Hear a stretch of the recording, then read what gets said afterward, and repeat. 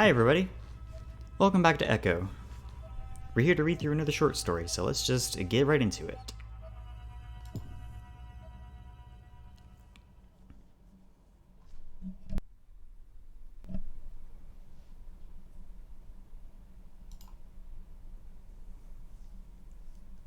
Carl, do you know where the keys are? I dig through my pockets again, but my fingers only break the grocery shopping list I made and some chump change from the soda I bought earlier. A brief hope, a glimmer of salvation bubbles to the surface when I feel something metal and pointy. When I bring it out though, it's just an old keychain I won at the fair and never bothered to take out. It's even still got a sticker on it. Didn't you leave them on your desk?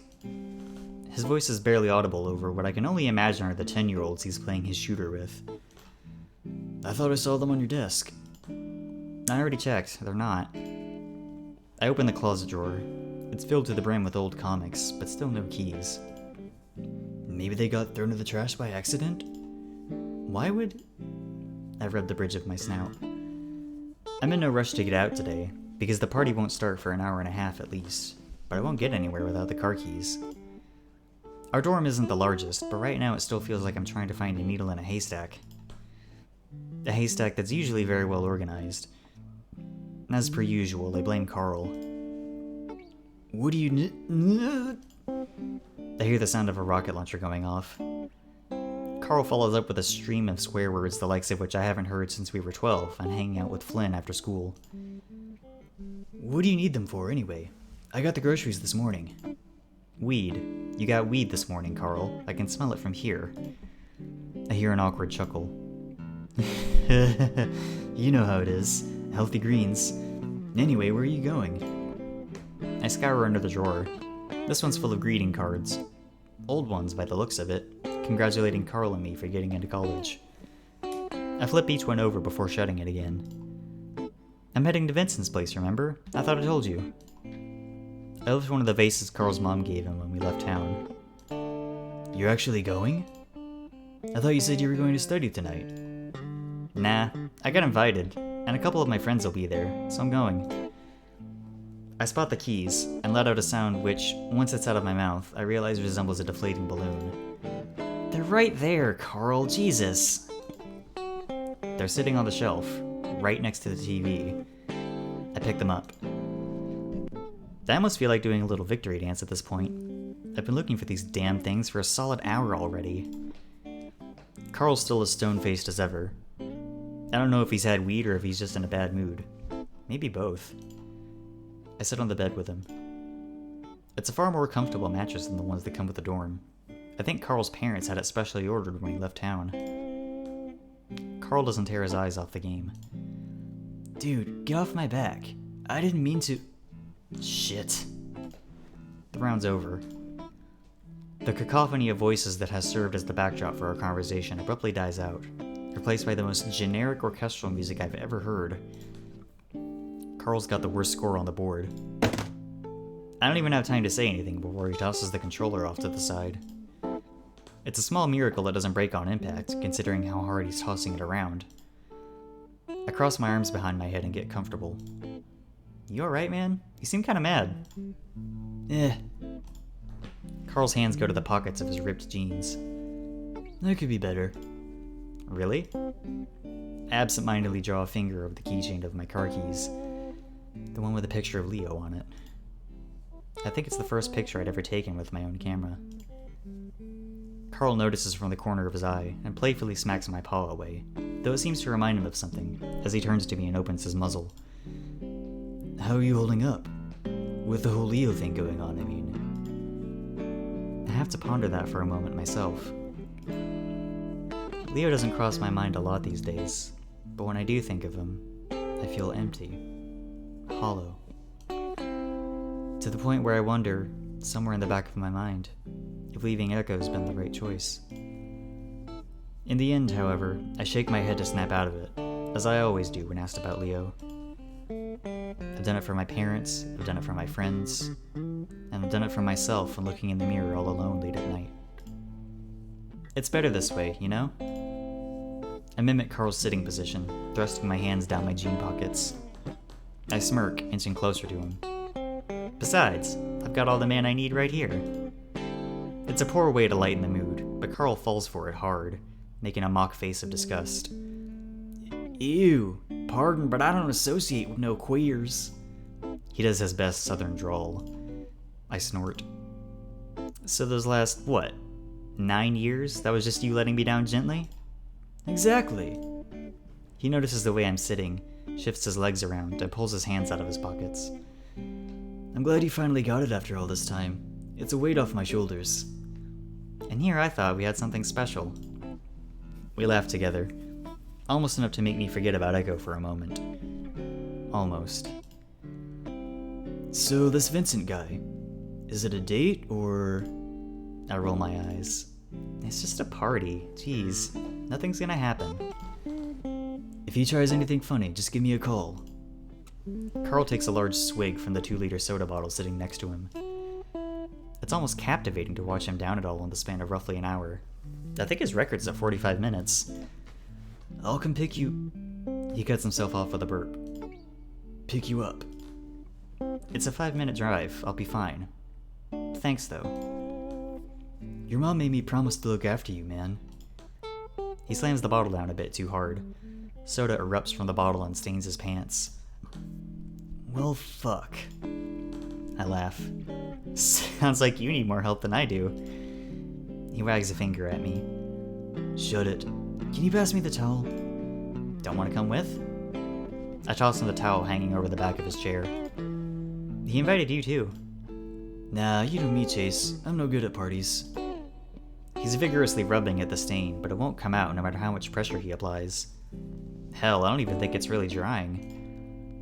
When he realizes it, he shoots me a pleading glance. There's just a tiny hint of despair in his eyes. It's a look he's given me many times since we were kids, and I know exactly what it means. Nope, you're on laundry duty today, Carl, remember? I fold my arms over my chest. And you're cooking tomorrow. I've got a lecture in the afternoon. Something about the importance of composition and photography. He groans and stretches. Composition and photography? Sounds pretty interesting. It is pretty interesting. I eye one of the magazines sitting on the table. It's from a few months back, before we even got here. A layer of dust is starting to form on them. What about your classes? The way he's looking at me, you'd think I said something offensive. My what? I drag a finger through the dust, then bring it to my face. My paw pad's all gray now, and the dust my paws kicked up is almost enough to give me a coughing fit. Your classes, how are they? Oh, He shrinks back into his seat, like he's trying to hide behind his hoodie. He finally just shrugs. Okay, I guess. Not bad. I raise an eyebrow. Just okay? It's a business major, Chase. He's given up on rubbing the stain. Not much going on besides numbers, and more numbers. He snorts. I don't even know how my mom can keep track of all of them. So many numbers. I chuckle. Almost sounds like college. Maybe I should have stayed in Echo. I'm not really cut out for this stuff. I gently squeeze his shoulder. He pulls his beanie down to the point it's almost covering his eyes. I can see him nodding under there, I think. I let it sit there. I don't want to make Carl uncomfortable. His parents put enough pressure on him as is. Instead, I just put a hand on his shoulder. He leans into the touch, a smile appearing on his face again. He picks up the controller once more and starts a new game. He hastily points towards a second controller. You still have time, right? I look at Carl's pleading grin, then at my watch. Indeed, I still have another hour until I really need to leave, and I've already freshened up and everything. Before I've even managed to grab the controller, almost tripping over the clothes and trash on the floor in the meantime, Carl's already started a match. The voices start up again. There's accusations and shit-slinging abound already. I'm gonna be playing online? Of course you're playing online. The bots are way too easy. I thought we could just do a versus match or something. My character gets taken down with a headshot almost as soon as I'm in. There's some shrieking on the other end. Come on, Chase, get it together. I'm not used to these controls. I've played one of the older games in the series before. Mostly back in Echo during the summer, When it was so hot out, you couldn't even go outside without spontaneously combusting. This one's got an entirely different control scheme, and I only managed to get a grip on it after dying a few times. If Flynn were here, I'm sure he'd have a jab ready. I'm better at side-scrollers, you know. I get stabbed 10 times in the chest by a guy whose nickname leaves a lot to be desired. And fighting games. You suck at fighting games too. I grin at him. I do not suck at fighting games. I beat your ass last time, remember? Only because you used the cheapest character and kept spamming the same move. It stings just a little, but he isn't lying now that I think about it. I remember reading somewhere that the character I used isn't allowed in tournaments because of how broken he is. Naturally, he ended up being my favorite. Didn't help that he was cute, too. Well, you could have dodged it after the 5th time I used it. Seriously? He takes another swig from his bottle. Some droplets fall on his hoodie. That was a bullshit combo and you know it. Somehow, I managed to land a headshot on the guy who killed me, and Carl lets out a war cry that sounds like a dying frog. A bit too soon, as I stand out of cover a bit too long, returns me a rocket to the face from the player who was standing right next to said guy. I swear through gritted teeth, but I persevere. After I get killed by a guy who's blatantly shooting me through walls, however, I just give up. Cheater. It's whatever, I guess. I shift on the bed, kicking up my legs. How about a couple levels in Claws of Destruction? I think I'm done with this one for now, if that's okay. After grabbing a granola bar from the kitchen cabinet, I'm finally on my way to the party. Only half of my mind's actually focusing on the road. The other half can't stop grumbling about the heat. I probably should have put on something other than jeans. Maybe shorts? Or that looks silly. Vincent's place is near the other side of campus. It's a short drive, but in this heat it feels like miles. My parents' old car doesn't have air conditioning. It'll make visiting them back in Echo torture if I ever do decide to go back there. Perhaps one day. For now, I'm pretty content where I am. Even though I've seen it often, I'm always struck by how gorgeous the campus looks at sunset. Echo's got some nice views, but Pueblo just kicks it at the curb in every aspect. It looks exactly like what the brochures make it out to be, which I've heard is pretty impressive for a place like this. I'm just happy it's got indoor and outdoor pools. I wouldn't be able to survive a week without those. Just driving in this weather is making me seriously long for air conditioning. There's a couple of cars on the parking lot in front of the building already. Mine looks out of place next to all the newer models. Then again, I suppose I'm a bit less affluent when compared to most of the other students here, with their muscle cars and scholarships. Didn't stop me from getting in, at least.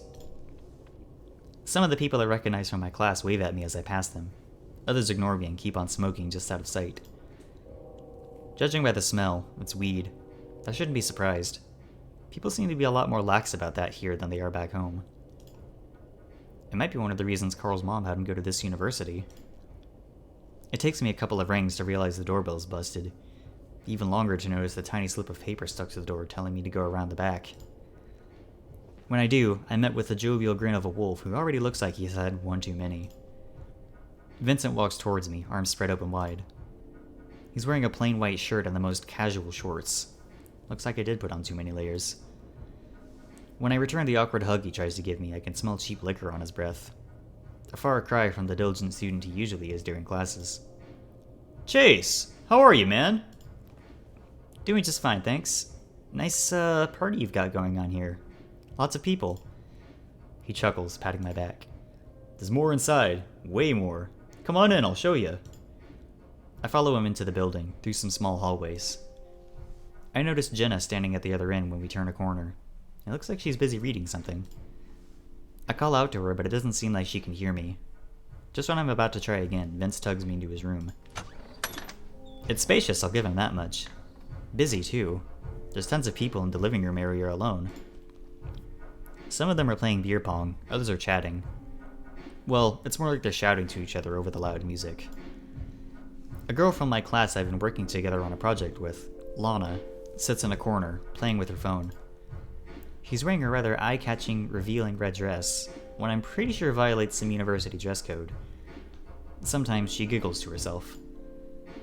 When I catch her eye, she immediately puts it away and steps over to me. There you are, Chase. It's not like you to be late. It's not like you to be this late. She grins from ear to ear, displaying her almost eerily white teeth. I lean against a wall, eyeing the crowd from a distance with her. I had trouble finding a good parking spot. How's the party? Anything crazy going on? It's been pretty routine so far. We were just getting to the good part. She smiles, tipping her muzzle towards a table. The drinks are over there. The good part? Next to me, Vincent nods, then tilts his muzzle toward the kitchen. His ears perk up. Lana and I went out and got something special for the guests. Part of me already knows what it's going to be. Probably booze or something. From what I've heard, it's what college parties are all about. I don't know. This is the first one I've ever been to. Something special, huh? What is it? You'll see. She grabs her phone again, tapping away on it like she's writing a novel. It's going to be good. I kick back and enjoy the party for a bit. This good thing sounds pretty questionable, even more so once Lana disappears into the kitchen before returning with a big silver tray. She passes it from person to person, everyone taking something from it. I try not to think about it too much. By the looks of it, it's not just the usual party snacks. It takes her a while to get through everyone, so I just grab a can of soda from the cooler on the table. It's an off-brand. I guess the booze is more important. Finally, Lana thrusts the tray in front of my face with the widest of smiles. Her enthusiasm only leaves me disappointed when I find nothing but blueberry muffins. Blueberry muffins that smell kind of funny, like they've been out for a few days already. It's like those cakes Janice tried selling at the diner a few years back. I scratch the back of my head. They're just muffins. What's the big deal? A large lion with a long, braided mane pipes up behind her. Special recipe, man. They're edibles. I've seen the lion around campus before, but I don't know his name, just his face. I think he's in Carl's class. Like, drugs? I take one of the muffins from the tray and bring it up to my nose. Up close, it just smells awful. I narrow my eyes. You better not be pulling a prank on me. No prank. You should try one, Chase. She grins at me. She seems honest enough. Not that I think she's trying to poison me. Now that I think about it, Carl told me about edibles once. About a year ago, I think? Time's been ticking by way too fast ever since I graduated from high school. I can't remember what he told me about them specifically. Something about not being able to get high from them? Then again, Carl's probably used to stuff that's a lot heavier. Around me, people are already popping them in their muzzles like it's no big deal. This probably isn't a prank then, unless they laced just one of them and this is some weird Russian roulette but with muffins kind of thing. Should I do this? I mean, I promised my parents I'd try and be responsible while away from home, but I don't think this would hurt. If it does, I can always just leave. Everyone's eyes are on me when I stick it in my mouth. This peer pressure makes the fur on the back of my neck stand on end. It's not as gross as I expected it to be, at least, thank God. I can still taste a bit of the blueberry in there. The weed part, though. Well, I've never used weed, so I don't know what it tastes like. If this is it, it's nothing special. Hell, I don't even feel anything. Lana sets the tray down on the coffee table. A sheep sitting on the couch takes a muffin from it as soon as she leaves it alone. How is it? You okay? I shrug my shoulders and drink my soda. I don't really feel anything. Her lips stretch into a thin line, and she looks down at the tray again with a frown. Huh. The lion speaks up again, taking a swig from the beer bottle he's holding. Maybe his wasn't all that strong. I sure as hell felt it when I ate mine. Maybe he's just immune to it or something. I shake my head. Maybe I am, maybe I'm not. Maybe it just hasn't kicked in yet. Vince gives my back a smack. Maybe. Didn't think you'd be such a heavyweight, Chase. It's a compliment I don't quite know how to take, or even comprehend. In fact, even standing feels difficult to grasp at the moment, and I find myself wobbling on my feet once he pulls back his hand. Lightheaded doesn't even begin to describe it. Dizzy, nauseous, about to barf. That's a more apt description. I stumble back and forth to keep myself upright, try clinging to the nearest flat surface, but it doesn't really help. The ground is moving underneath my feet.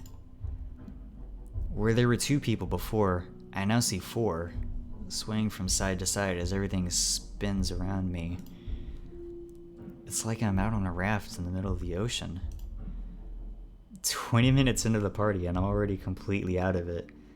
This is probably setting all sorts of party records. Is this what being high feels like? What the hell was in those things? Shit! Chase! I recognize her voice, but when I turn to look at Lana, she's just a blur. A featureless blob of red and white, ever shifting. Chase, are you okay? What's wrong with him? Someone's tugging at my arm, but gravity's currently working against me in every possible way. Hold on. Come on, get up! The moment I let go of that cabinet, I fall to the floor. Any moment now, I'm gonna sink through it. Where I'll end up, I don't know. My head hurts. My stomach hurts. The empty muffin liner is on the floor next to me. I can still make out the pink frills. Someone call 911! The despair in her voice is almost palpable. She takes a hold of my wrist. My hand just flops around once she moves it. And get arrested? Fuck no. Fucking shit, I don't know what to do. What do I do? I want to comfort her. Tell her that I'll be fine, even if it's a lie, but no sound comes out of my muzzle. I try to sit and push myself off the ground, but my back just ends up hitting the floor again, followed by my ass. I hope I'm not being filmed right now. I just lay there. With my brain and body in complete disarray like this, there's no way I'm getting up anytime soon. And despite the screams, despite the loud music, despite everything, I feel my eyelids grow heavier and heavier. The world goes dark before my very eyes, and the last thing I think about before I'm out like a light is how comfortable the cold floor is. Chase! I return to the land of the living with a long gasp for air. The scent of very strong coffee fills my nostrils. As soon as I realize I have control over my body again, I thrash into the sheets, which only leaves me tangled when I settle down. My breathing is still harsh, uneven, but I'm okay. I'm okay. Sheets. I'm in a bed, not the floor. My paws shoot up to my eyes. I rub them before opening them. There's a lot of gross shit on them. I've probably been out for quite a while. I can only imagine how bad I must be reeking right now. I'm still wearing the clothes I was wearing last night too. Fuck. The clock says it's just past 9. How I managed to get back here, I have no idea. When I try to think about what happened last night, my head just starts hurting more. Carl waltzes in like it's no one's business, wearing nothing but pajama pants that look a few sizes too big even for him. There's a piece of toast in his mouth and 2 mugs of coffee in his paws. Ooh, you're up. Here, I made coffee. I can see that. Thanks, though. He sits down next to me, exhaling through his nostrils, just eating his toast.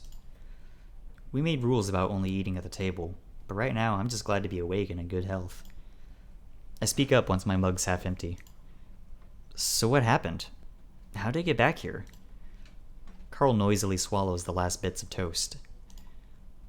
Well, a few guys and one girl dropped you off here a few hours after you left. A shit-eating grin slowly spreads across his face. You were completely zoned out, man. Talking about random shit and giggling like a kid. It was kind of funny to watch. I glare at him and fold my arms. I'm sure it was. I'm honestly just glad all I got from it was a headache. I might not be invited to future parties, but I'd rather have that than end up dead because I couldn't handle a muffin. I got you some water and put you in bed. He takes a large gulp of coffee and chuckles. See? I can be responsible sometimes. Sure. I set the mug down on the nightstand and wipe the rest of the sleep out of my eyes. Goddamn, I feel terrible. So, your turn to answer my question. He tucks his legs in like a kindergartner. What happened last night? Did you really get drunk, or... You know. He mimics taking a drag from a cigarette. No! My shakily uttered denial is not the most convincing, but Carl doesn't seem to pick up on it, thank God. Hell no. I just had a couple too many, that's all. Even if you did try some, no fur off my back. I mean, look at me. I think I'm past just a little experimenting. I fall quiet. It's a bit awkward to admit to doing something I used to tease Carl for, especially when I fainted almost immediately after trying it. Maybe I'll tell him later. Preferably when we're done with college, so it'll be just one of many escapades. I do hope future escapades won't leave me feeling this much like I got hit by a train, though. I finally sit up. God, my back's stiff as can be. What have you been up to while I was out? Studying, believe it or not. That and laundry. He sacks the 2 cups and stands up. I washed your stuff, too. Should be done by the time you're done with your shower. You got a lecture to go to, right? Oh shit, yeah, the lecture. I bury my face on my paws and rub up my temples. I should be able to make it if I hurry. Looks like I woke up just in time. And surprisingly enough, I have Carl to thank for it. Hey, Carl. He turns around, nearly dropping one of his coffee cups. I shoot him a smile. Thank you. Want to play some more Claws of Destruction when I get back? You're on.